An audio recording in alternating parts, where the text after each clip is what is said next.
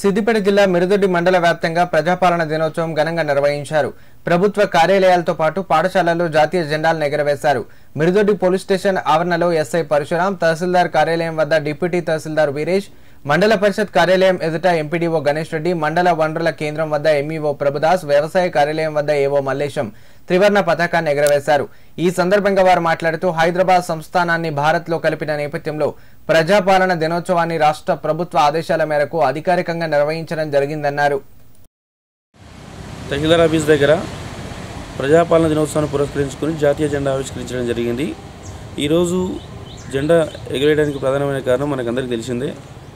మన హైదరాబాద్ సంస్థానాన్ని భారత్లో విలీనం చేసిన సందర్భంగా ఈరోజు మనం ఈ జెండాను ఆవిష్కరించుకోవడం జరుగుతుంది. దీనికి ఈసారి ప్రజాపాలన దినోత్సవంగా గవర్నమెంట్ ఆర్డర్స్ ఇవ్వడం జరిగింది. దాని ప్రకారం జెండా ఆవిష్కరణ చేయడం జరిగింది.